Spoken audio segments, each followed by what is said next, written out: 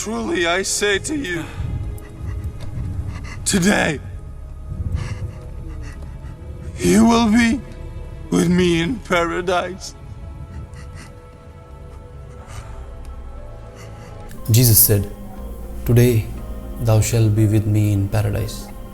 Although we know from scripture that Jesus was in hell for 3 days and 3 nights, then Jesus lied to the thief on the cross? Did he make a fake promise? But why should you care? How does this thing affect you? What does it matter if Jesus said to the thief? Well, it does matter.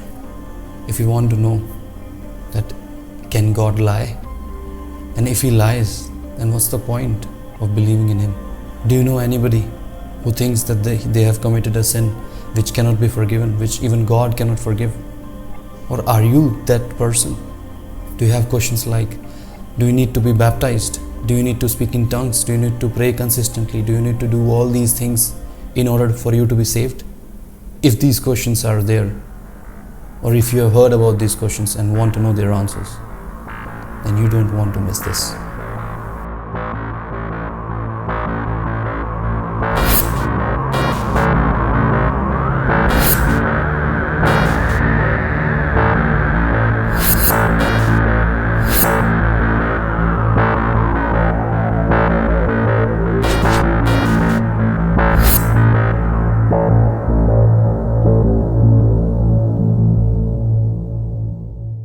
Let's see what Jesus actually spoke to the thief.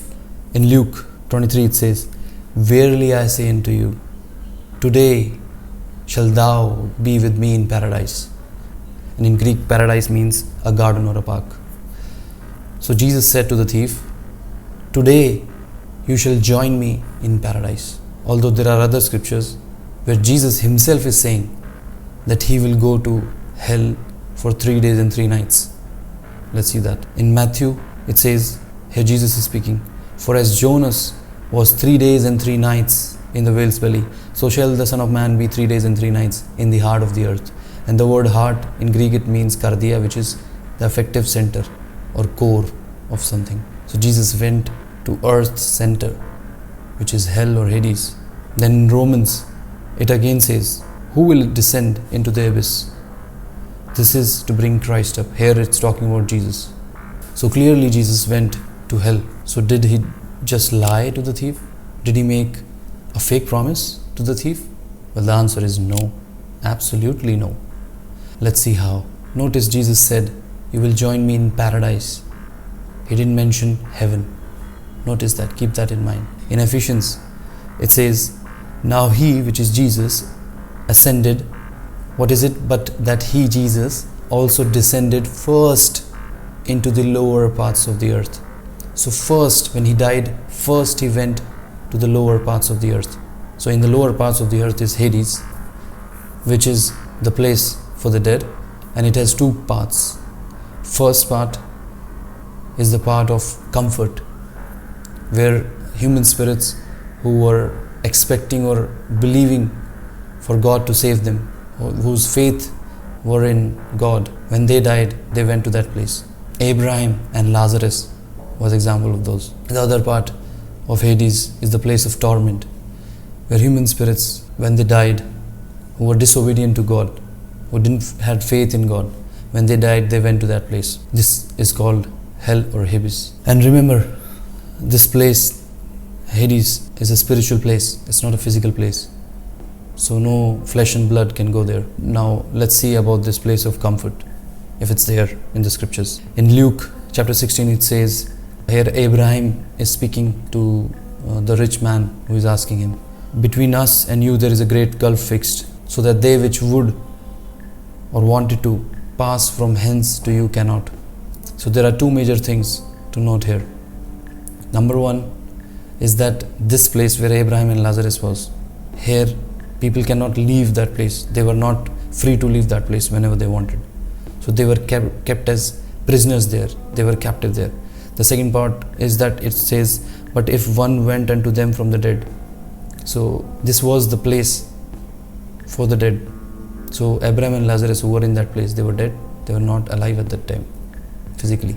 Now coming back, you see, until the time when Jesus was not crucified, before that time, whosoever died, if they had faith in God, they went to this place of comfort in Hades. Or if they were disobedient to God, they had no faith, they were not trusting God, then they would go to the place of torment, which is abyss or hell. Now when Jesus was crucified, when he said it is finished, and after when he took his last breath, at that moment, the veil of the temple was torn, which was a great sign that the presence of God was now open for man, and now man had access inside the presence of God. But note, at that time people can go now to paradise or the Garden of Eden, but they still cannot go to heaven, because Jesus had to physically go with his blood into the holies of holies in the third heaven. Before any man could come, he had to present his blood, the blood of the atonement. Only then human beings were granted access. Now pay very close attention. Something great happened between the time when Jesus died on the cross and on the third day when he rose again. In 1 Peter chapter 3 it says, he, Jesus, went and preached unto the spirits in prison, who were sometimes disobedient. So Jesus, when he died on that day, he went and preached the gospel to the people in abyss or hell, or the place of torment. So the moment Jesus took his last breath, his spirit went directly to Hades, to both parts of Hades. So he preached the gospel to people who were in the place of comfort, where Abraham and Lazarus was, and also the place of torment, in both places. And whosoever believed him, they came along with him to the Garden of Eden. So because he could not take them to heaven, so he took them to Garden of Eden. He could not leave them in Hades, because they were alive now. They were united with God. They were alive spiritually. So they cannot remain in Hades. And this place, as I told, was a spiritual place. In Ezekiel you can see it says, say unto the prince of Tyrus, thou hast been in Eden, the garden of God. Thou art the anointed cherub. So this cherub, who is an angel, was in the Garden of Eden. And angels are spiritual beings. So this place, Garden of Eden, was a spiritual place. So finally, let us rewind what exactly happened on that day. On that day, on the day when Jesus died on the cross, after some hours, the thief also died. And because Jesus had already sacrificed himself, so his spirit went directly to the paradise or garden of God, where Jesus was waiting for him, along with other captives whom he had brought from Hades. So you see, Jesus spoke the truth. What Jesus said is exactly what happened. Jesus said, today you will join me in paradise. And that's what happened. On the same day, the thief joined him in the paradise or Garden of Eden. So they were not joined, so he didn't join him in heaven. He went to paradise. And after the third day, when Jesus resurrected, he didn't resurrect alone. There were other people with him who were raised from the dead on the same day. And this included this thief also. In Matthew it says, and many bodies of the saints which slept arose and came out of the graves after his resurrection. And in Ephesians also it says, when he, Jesus, ascended up on high, he led captivity captive. And the Greek words literally means he led a band of captives or a multitude of captives. He led them along with him when he rose from the dead.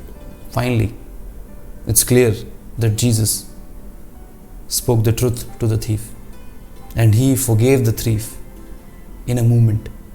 It doesn't matter what the thief did before.